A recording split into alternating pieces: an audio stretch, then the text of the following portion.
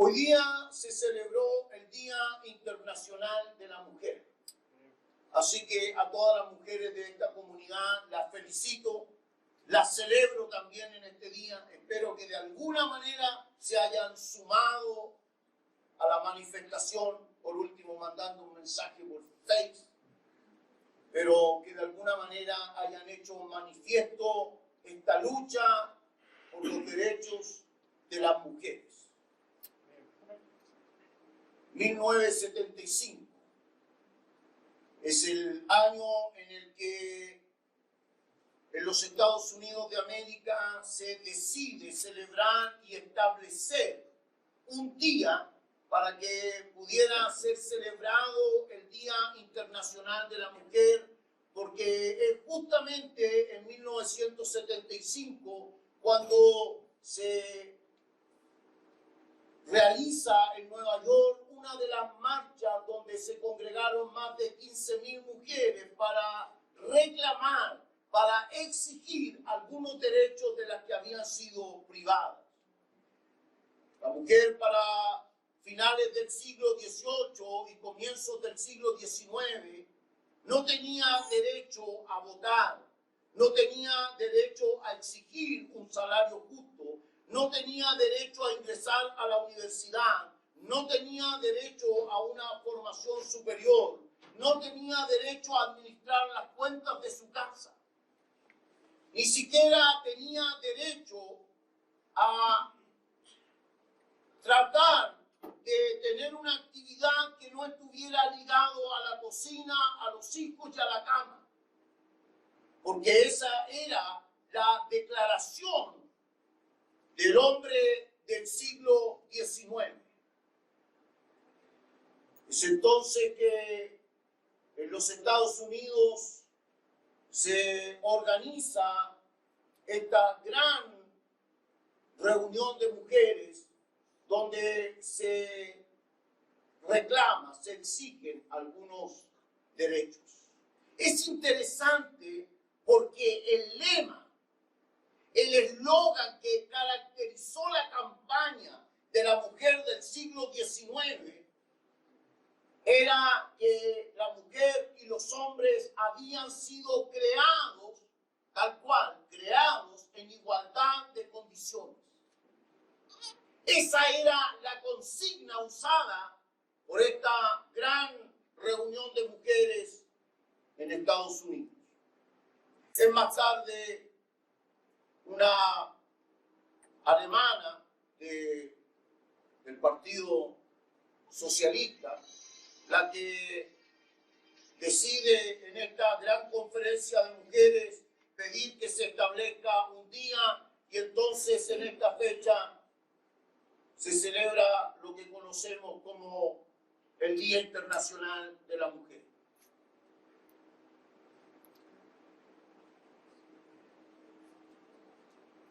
Esta celebración, hermanos, no deja indiferente al quehacer de la iglesia. Cuando uno estudia, hermanos, el impacto que tiene este movimiento social, estamos hablando del siglo XIX, principios del siglo XIX. Era industrial, la industria había crecido, especialmente en Europa y en los Estados Unidos. Mujeres ingresaban y tomaban puestos de trabajo. Por eso es que los grandes carteles de estas marchas internacionales tienen a una mujer rubia con un pañuelo rojo atado aquí arriba, con una chaqueta de mezclilla y con su puño alzado. La gran remachadora.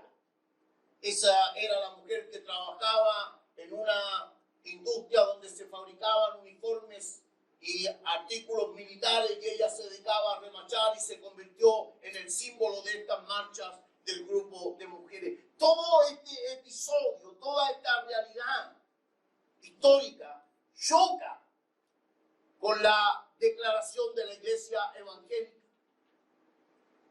La iglesia justo en siglo XIX comienza a hacer sus primeros intentos misioneros hacia América Latina.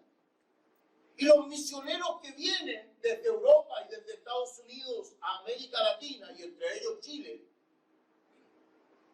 justamente traen el prejuicio, traen esta conceptualidad errada, traen esta idea de que esta revolución feminista es negativa. Los misioneros llegan a América Latina con la idea de que todo este levantamiento de las mujeres y esta exigencia de las mujeres es pagana, es mundana, es diabólica. Por eso es que los misioneros en América Latina y en Chile en particular comenzaron a enseñar una visión y una interpretación de la Biblia que lamentablemente, hermanos, si tengo que decirlo, hacía violencia en contra de la mujer. Si hay un estamento vivo de la sociedad que ha generado violencia contra el género femenino, es la iglesia evangélica. La iglesia evangélica es la que ha hecho que las mujeres tengan ocupaciones de segunda clase. Siempre las mujeres son las que tienen que arreglar los pañitos, tienen que arreglar el púlpito, tienen que decorar la iglesia, pero nunca son reconocidas como ministros cristianos. Entonces yo me pregunto, ¿será esto realmente acorde con lo que la palabra del Señor nos quiere enseñar? Fíjese usted que en Seneca Falls, en los Estados Unidos, se hace lo que se llamó en el movimiento femenino la declaración de sentimientos. En 1848 se escribe esta declaración. Yo solo quiero citar 3 artículos de la declaración de Seneca Falls. Estamos impedidas las mujeres de tener posiciones sociales, mejores trabajos y sueldos equitativos. 2. No queremos estar más impedidas de acceder a estudios universitarios. 3. Queremos que se nos permita acceder a carreras como teología. En Europa y en Estados Unidos, hermanos, las iglesias evangélicas no permitían que las mujeres estudiaran la palabra de Dios. Queremos que se nos permita estudiar teología, medicina y derecho. Eso estaba negado para las mujeres. Para los años 60, Simone de Beauvoir hace un trabajo que se llama El estatus de la mujer, la mística femenina.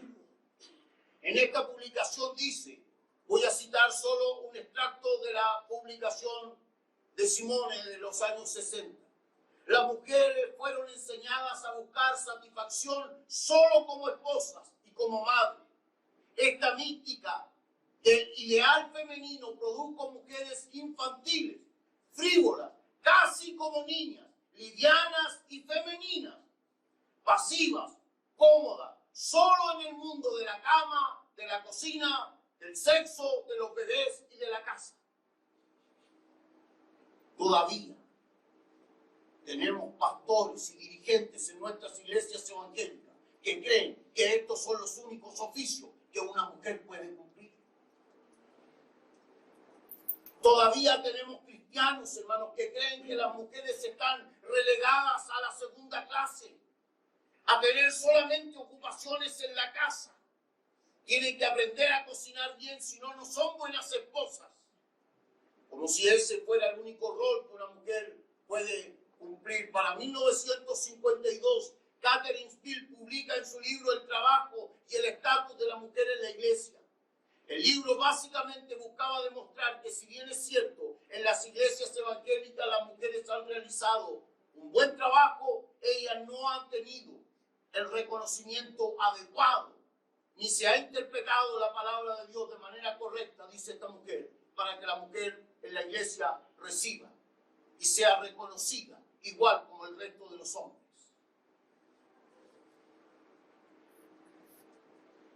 Para 1961 los periódicos evangélicos comenzaron a llamar a este fenómeno el síndrome de la mujer limitada por los trabajos de esposa, Todos los diarios evangélicos y publicaciones de esos años se habían puesto de acuerdo para decir que las mujeres se estaban alzando, revolucionando, pero que estaban perdiendo el sentido para el cual Dios las había creado, que era dedicarse a los hijos y a las casas.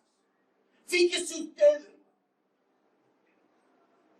usted que todavía en los Estados Unidos, cuando una mujer se casa, pierde su apellido y tiene que tomar el apellido de su esposo.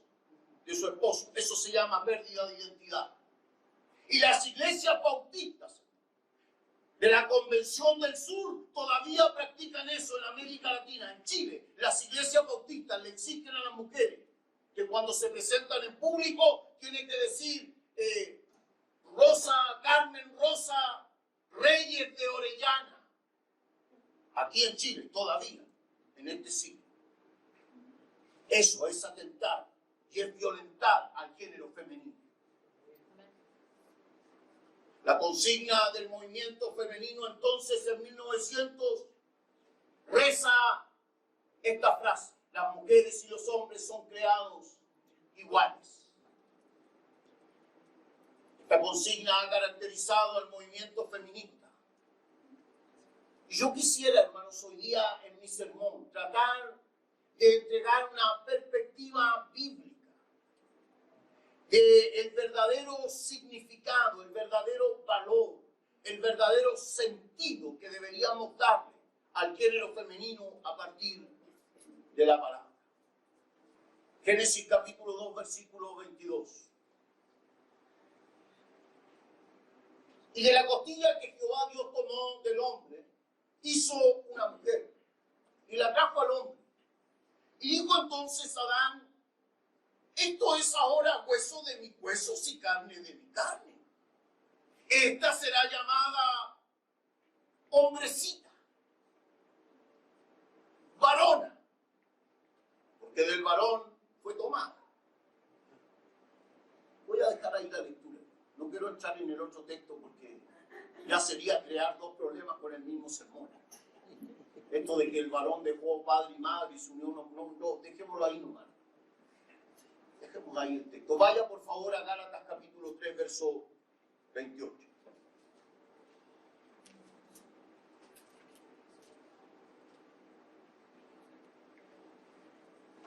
Hablando Pablo acerca de los efectos, los resultados, los impactos que tiene la salvación. Ya no hay judío ni griego, no hay esclavo ni libre, no hay varón ni mujer, porque todos vosotros sois uno en Cristo Jesús. La idea de roles a partir del Génesis. Es muy comentado, hermanos, es muy frecuente que cuando se habla del hombre y de la mujer, cuando se habla de la pareja, cuando se habla del matrimonio, cuando se habla de estos géneros, siempre se diga que tienen un rol.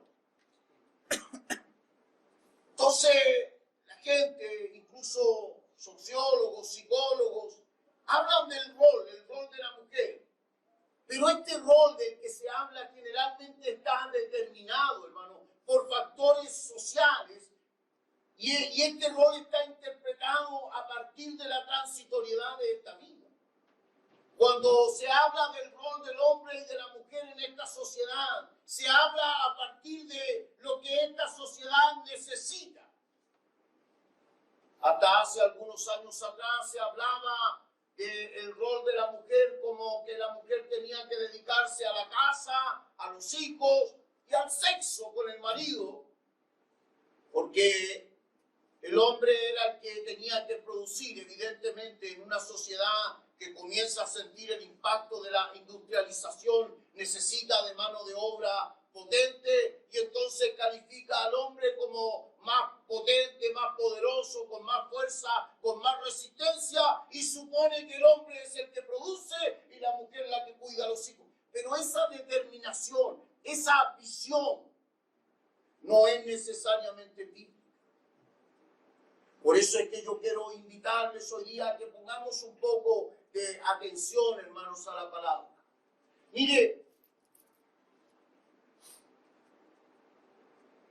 ¿Por qué Dios hizo a la mujer? ¿Qué dice el texto? ¿Por qué Dios hizo a la mujer? Y vio Dios que el hombre estaba solo. Y dijo, le haré ayuda. ¿Cuál era la razón por la que Dios tenía que hacer a la mujer?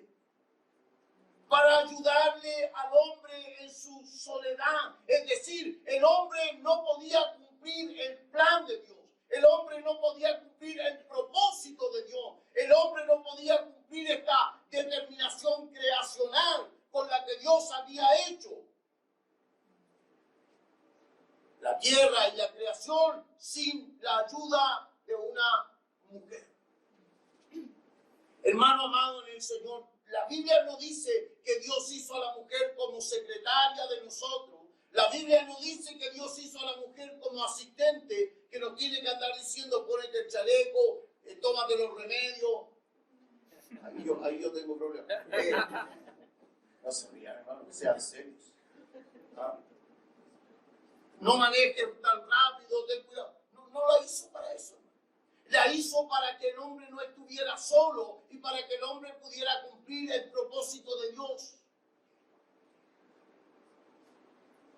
Mire, Génesis 1:28.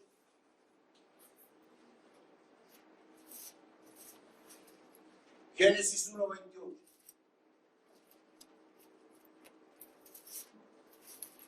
Y lo bendijo Dios. Y así dice el texto, ¿no? Vea Génesis 1:28, hermano. No me esté diciendo después, pastor, usted hizo que mi esposa se alzara en armas, se revolucionara. No. Lea el texto, hermano, para que le eche la culpa a Dios y no me eche la culpa a mí.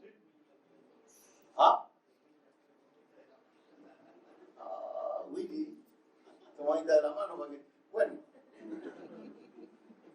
Y los, en plural, y los bendijo Dios, y les dijo a ambos. Yo no sé quién inventó la idea, hermanos, de que el que había recibido el propósito era el hombre, de que el que había recibido el mandato creacional era el hombre, que el que tenía que ir a la cabeza era el hombre, que el hombre era el que gobernaba. Hermano amado en el Señor, el texto aquí dice que Dios los bendijo a ambos y a ambos les dio la misma misión. Aleluya. La Biblia aquí está diciendo que el hombre y la mujer son parte del propósito de Dios y ambos, juntos o separados, pueden cumplir de igual manera el propósito y el plan que Dios tenía para esta creación.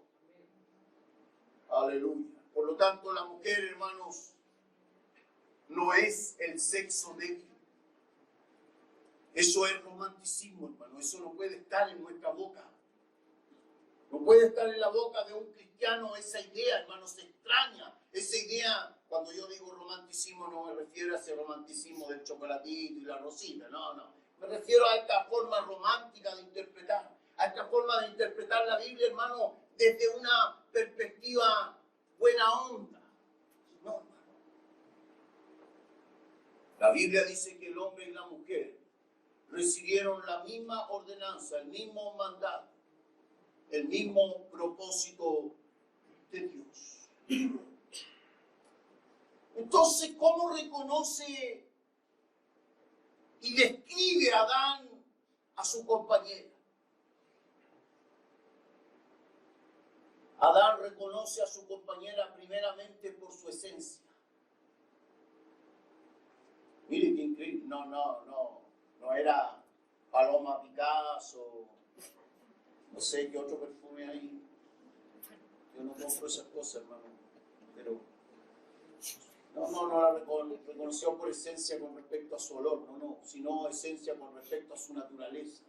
¿Por qué la reconoció por su esencia? Porque mire cómo la califica. Y dijo entonces Adán, ahora es hueso de mis huesos y carne de mi carne. Por lo tanto será llamada, ¿cómo?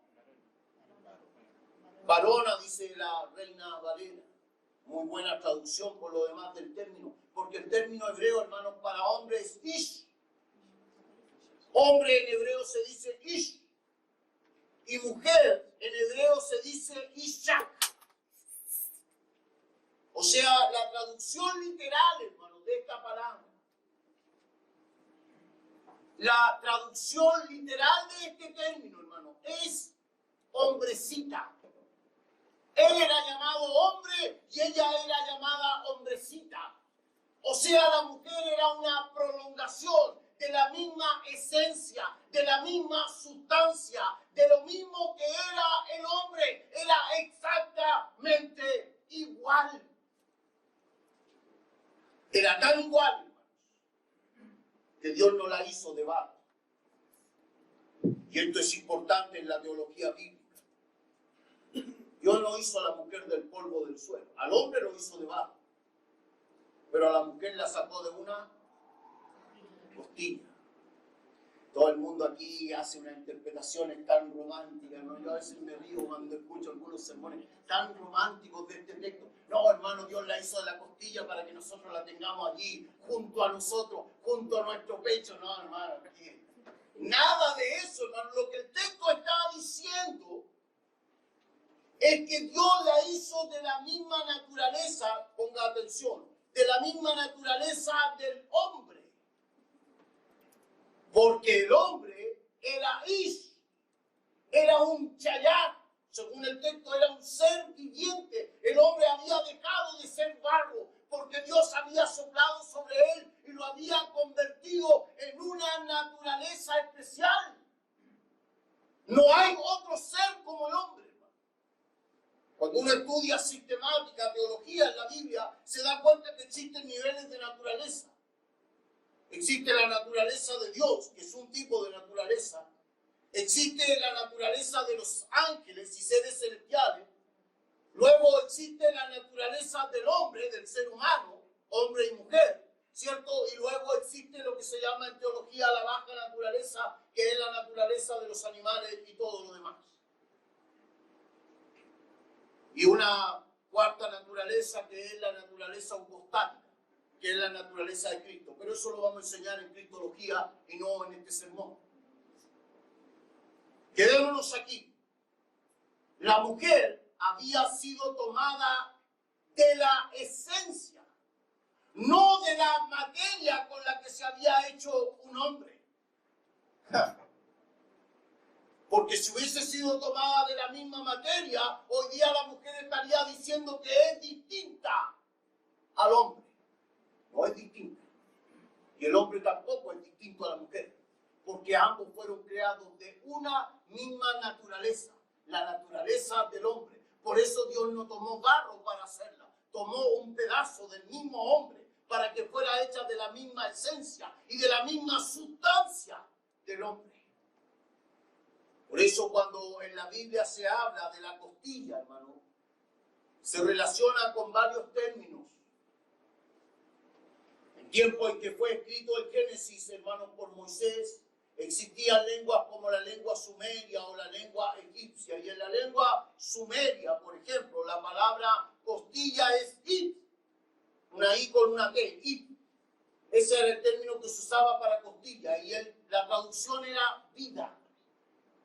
Así traducían los sumerios la palabra costilla, como hip, vida, el mismo nombre que Dios le da a la mujer, que dice que por ella vendría la vida.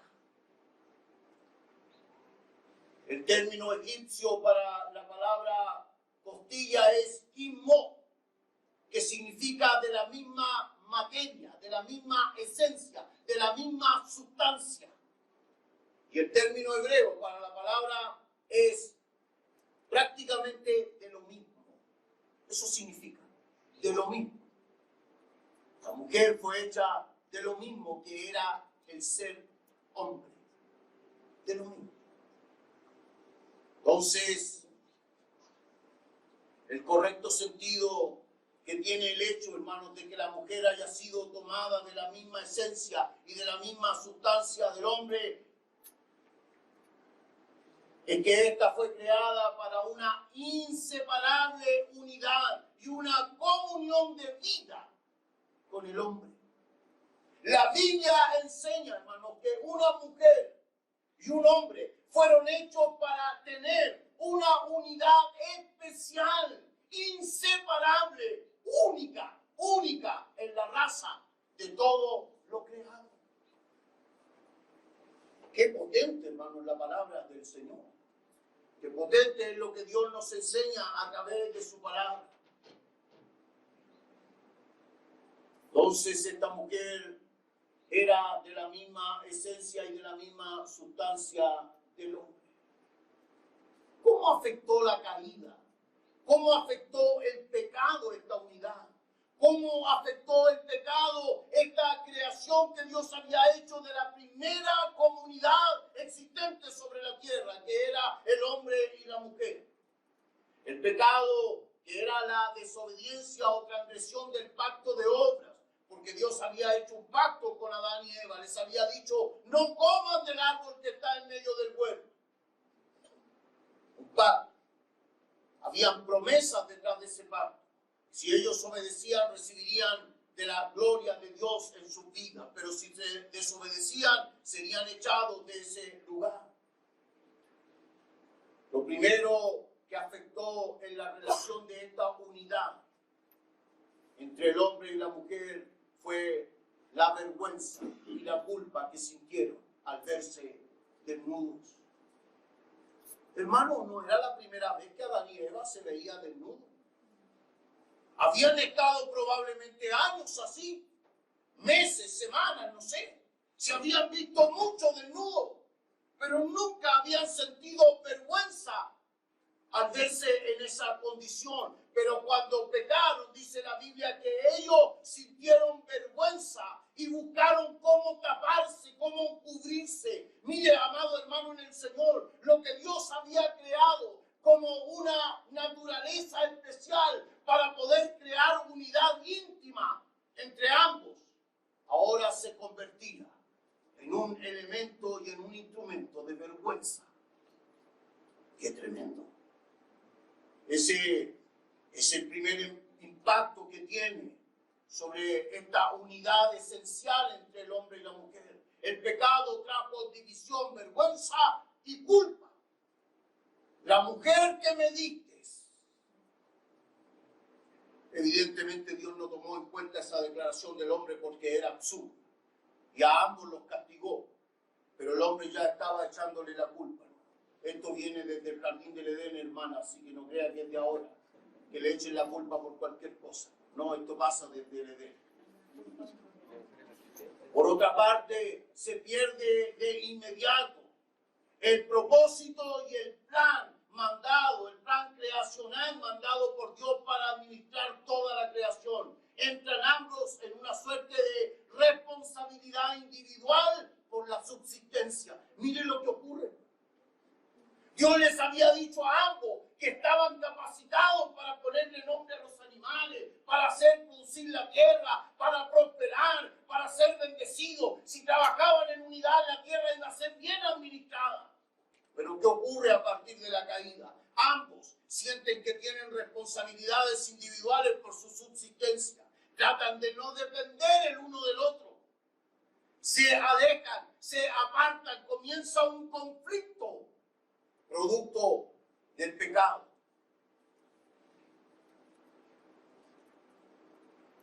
Entonces, lo más grave, hermanos, lo más grave de las consecuencias de esta desobediencia es que ambos se vuelven dependientes. Escuche bien, ambos, hombre y mujer, se vuelven dependientes del elemento por el cual habían sido creados. Esto es tremendo cuando uno lo mira a la luz de la Biblia. El hombre y la mujer, hermanos, se vuelven dependientes del elemento por el cual habían sido creados. ¿Cuál es el elemento por el cual fue creado el hombre? ¿Me lo puede decir algo? ¿De qué fue creado el hombre? De la tierra, del polvo. ¿A qué se dedica? ¿En qué gasta su vida el ser humano? En tratar de hacer de que de alguna manera el trabajo, la profesión, lo que cree que tiene en sus manos para sustentarse, le signifiquen todo el leitmotiv de su vida. Hasta que este tirano lo llama y lo reduce a polvo. Toda la vida, toda nuestra vida como hombre es batallar, luchar, trabajar para tratar de tener, para tratar de estabilizar, para tratar de tener el control de aquello que habíamos perdido cuando caímos en pecado. Y así se nos gasta la vida tratando, hermanos, de adquirir cierta posición, de tener cierto respaldo, de tener cierto buen pasar. Hasta que entonces el polvo de la tierra vuelve a reclamar por nosotros. Y volvemos a la tumba y nos acabamos sin poder llevarnos nada. ¿Y qué de la mujer? La mujer, ¿de qué fue tomada? ¿De cuál era su esencia? La costilla. La costilla, hermano. De eso fue hecha la mujer. ¿Y qué le pasó? Mire, vaya por favor a Génesis 3:17. Mire cómo se hace dependiente, hermanos, de la materia de la cual había sido tomada.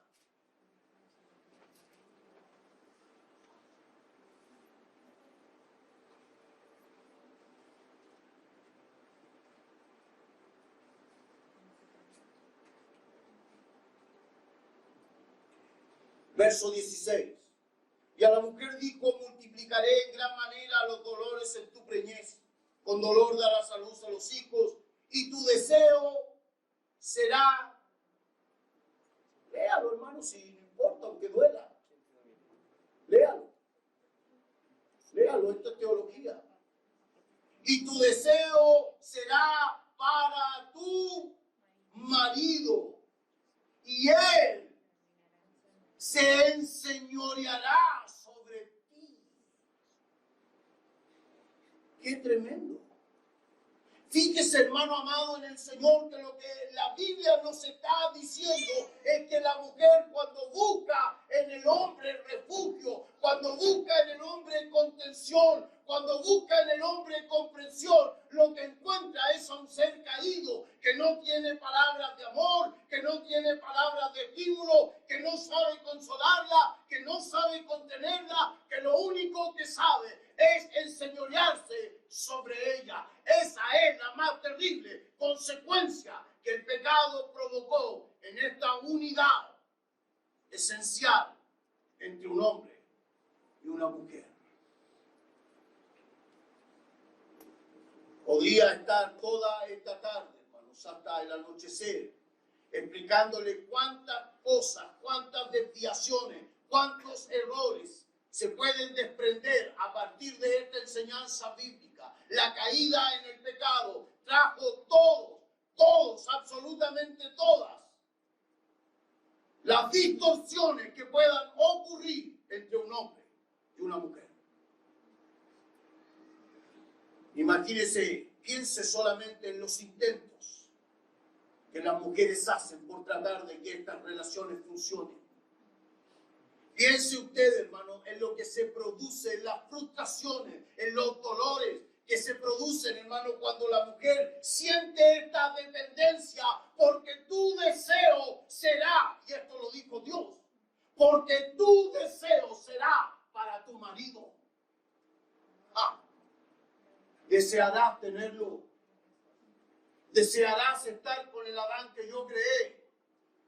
Desearás escuchar la voz de ese Adán que comprende, que entiende, que puede empatizar contigo. Pero lo que vas a encontrar es a un Adán caído, frustrado, amargado, esclavo de la tierra y de los deberes, estresado. Aleluya.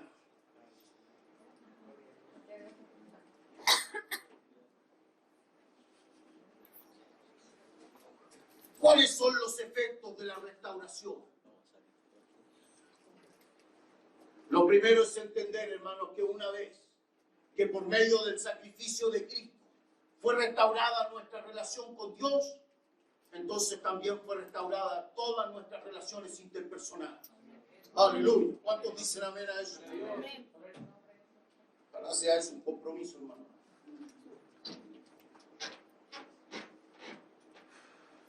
Entonces, una vez que fuimos alcanzados por la gracia de Jesucristo, por la salvación de su sangre, nuestra vida fue restaurada con Dios. Y cuando la comunión de este Adán caído fue restaurada con Dios, entonces volvimos a ser el Adán que era. ¿Cuántos dicen amén a eso? Aleluya.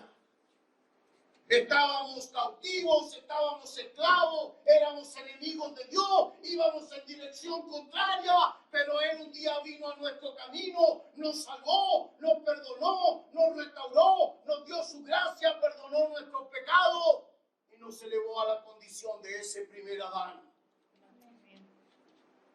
Entonces ahora tenemos la obligación de ser un buen compañero con nuestra esposa. Entonces ahora tenemos la obligación bíblica, hermano, de tratar, como dice Efesios, nuestras esposas como vasos frágiles. No hay excusa. Hermana, dígame con fuerza. No hay excusa, hombres de Dios, hombres de esta iglesia, no hay excusa. No me venga con que el pecado, pastor, es que mi carácter, es que mi genio, pastor, es que no me venga con excusa, hermano. Las relaciones nuestras deben estar determinadas por la palabra. Estamos llamados a ser buenos compañeros de nuestras esposas, porque ellas siguen buscando en nosotros lo que Dios dijo. Siguen buscando en nosotros, hermano, el encontrar a ese Adán que ellos conocieron en el Edén. Porque por decreto de Dios, hermanos, nosotros nos hemos convertido en el deseo de ellas. Así que nosotros entonces también tenemos que estar a la altura de ese deseo y responder como ese Adán restaurado, como ese Adán transformado por la palabra de Dios. Aleluya, no escucho muchos amén, hermano. No, las hermanas van a decir amén. Si yo quisiera escuchar a los hermanos. Cristo por su sacrificio entonces logró primero acercarnos y reconciliarnos con Dios. Eso dice Efesios, capítulo 2, del 13 al 15. Dice también que logró por medio de la cruz crear una nueva humanidad. No hay pretexto. Hay pastores que el viejo hombre, mátelo. Mate al viejo hombre. ¿Acaso no es responsabilidad nuestra matarlo? La Biblia, mire hermano, no hay un solo texto en la Biblia que diga que Dios va a matar al viejo hombre. No hay ni un solo texto en la Biblia que diga que Dios va a derrotar al viejo hombre, lo va a pisotear, lo va a acabar. No, hay un texto en la Biblia que dice, haced pues, ustedes, dice Pablo, hagan morir lo terrenal en vosotros. Esa es responsabilidad nuestra. Ese es el ejercicio que todos nosotros debemos hacer diariamente. Señor, tengo que tener una actitud diferente. Señor, tengo que tener un trato distinto. Señor, ayúdame a tener respuestas adecuadas. Ese es nuestro deber, es nuestra obligación. ¿Cómo vamos a hacer, hermanos, luz para este mundo? ¿Cómo queremos ser de bendición, hermanos, para otros matrimonios?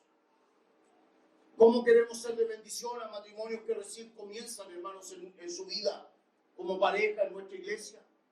¿Cómo queremos ser ejemplo, hermanos, que pueda evangelizar a nuestros vecinos nuestra conducta si no entendemos lo que Dios está pidiendo de nosotros? Aleluya.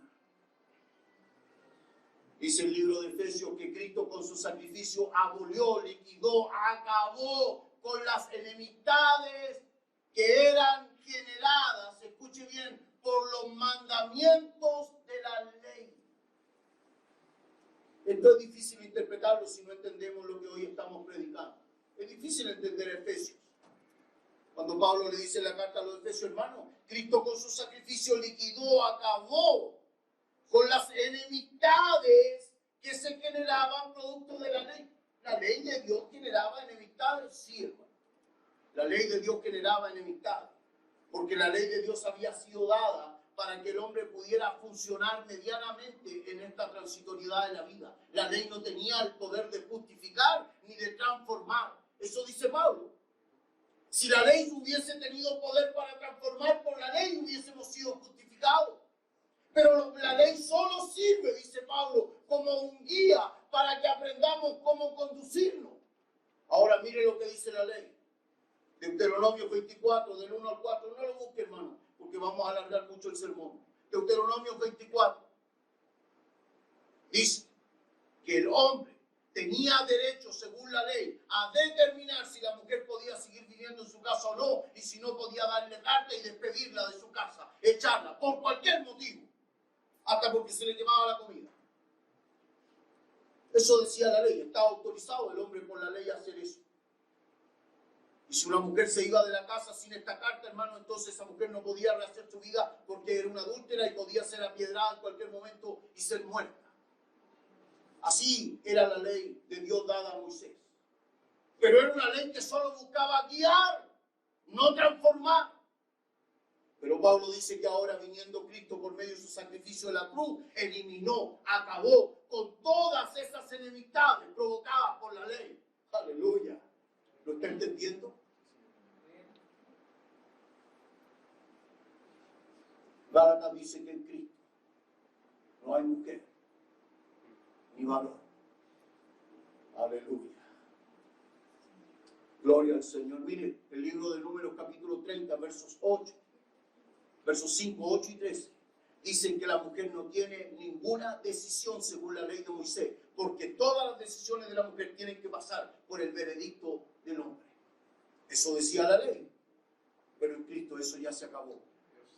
Amén. Hermano amado, hermana amada en el Señor, en la casa mandan ambos. ¿Oyó eso? ¿Oyó eso? En la casa las decisiones se toman juntos. Los pañales se cambian juntos. ¿Escuchó, Jonathan? No, pero esa cuestión sí de que las mujeres están para ver a los niños. Ellos tienen que cambiar, hermano amado en el Señor. ¿Sabe usted por qué las mujeres han sufrido violencia en nuestras iglesias?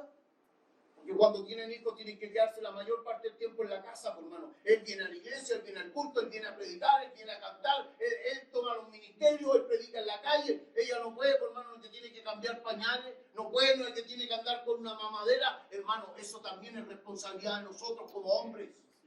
Esa interpretación de que el rol de la mujer, hermano, eso no dice la Biblia. La Biblia no dice que la mujer tenga un rol distinto al nuestro. La Biblia dice que a ambos Dios les dijo que tenían un plan, un propósito, una misión en esta tierra. Amén. Aleluya. Gloria al Señor. Quiero terminar discutiendo lo de Corintios capítulo 11, hermano. Primera de Corintios 11. El varón, este texto es favorito de algunos creyentes. El varón es ¿qué cosa? ¿Qué dice hermano Manuel? El varón es cabeza de la mujer. Yo mando aquí.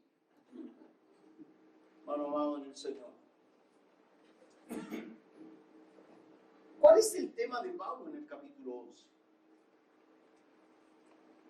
El tema de Pablo en el capítulo 11 es de dónde procede, de dónde viene la autoridad.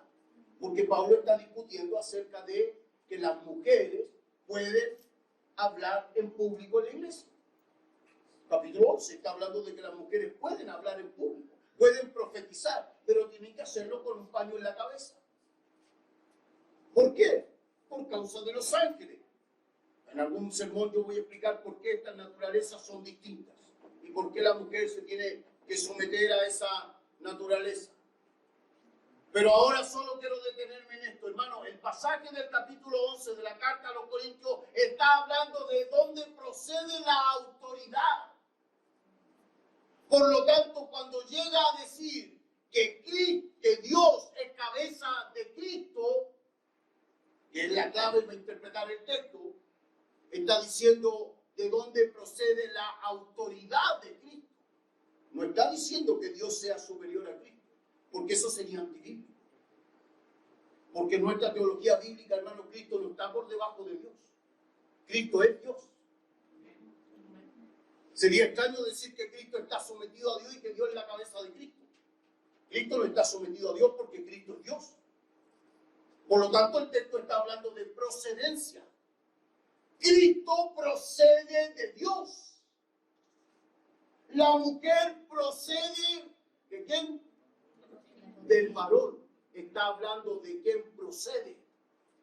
Por eso al final del capítulo Pablo dice, ni la mujer es sin el varón, ni el varón sin la mujer. Juzguen ustedes, dice Pablo. Hermano amado en el Señor, ha sido un error tremendo en nuestras congregaciones, en nuestras iglesias, hermano. Y ha traído tanto daño, ha traído tanto dolor, hermano. Ha traído tanta marginación al género femenino en nuestras iglesias, el que hayamos creído, hermanos, de que nosotros como hombres tenemos una responsabilidad mayor, o un rol mayor, o un lugar mayor en la iglesia. Nuestras mujeres deben ser respetadas, deben ser consideradas igual como consideramos a los hombres. Quiero terminar diciendo, hermanos, que cuando Pablo escribe el capítulo 14 de la carta a los Corintios, hablando acerca del Espíritu Santo y de los dones, dice que el Espíritu Santo reparte como Él quiere soberanamente. Las mujeres también reciben dones. Amén. Y no reciben dones de segunda clase. Las mujeres también pueden ser ministros oficiales en la iglesia. Las mujeres también pueden pasar aquí y comunicar la palabra. ¿Qué sentido tiene, hermano, que una mujer hable desde la mesita? Como si la palabra que predicara fuera otra Biblia, hermano. Otra clase de mensaje. Las mujeres toda la vida en la historia de nuestra iglesia han enseñado en la escuela dominical. ¿Y qué es lo que han enseñado? La palabra de Dios, hermano. ¿Y por qué pueden hacerlo y no pueden hacerlo desde el púlpito? Porque hemos tenido concepciones cerradas. Hemos tenido una visión equivocada porque no lo hemos entendido a la luz de la palabra. Quiero concluir mi sermón diciendo que yo sé, hermano, que las relaciones son difíciles. Yo sé, hermano, que las relaciones de pareja son complejas, hermano, y a veces nunca funcionan y terminan por destruirse. Yo lo sé, porque mientras vivamos en la transitoriedad de esta vida, mientras vivamos, hermano, con esta vida afectada por el pecado, probablemente, hermano, hayan relaciones que no funcionen. Pero déjeme decirle algo. El llamado de Dios a nuestra vida es someternos a su palabra y obedecer. Nuestro trabajo es tratar, hermanos, es esforzarnos al máximo porque estas relaciones funcionen. Esforzarnos al máximo, hermano, porque esto pueda ir de acuerdo a lo que la palabra de Dios dice. Permítanme un poco de locura, como diría el apóstol Pablo. Espero que ahora entiendan, hermano, por qué es difícil que un cristiano se case con una mujer no cristiana o una mujer cristiana se case con un hombre no cristiano. Es difícil porque no pueden entender las cosas a la luz de la palabra de Dios. Ese es el gran problema. Cierre sus ojos.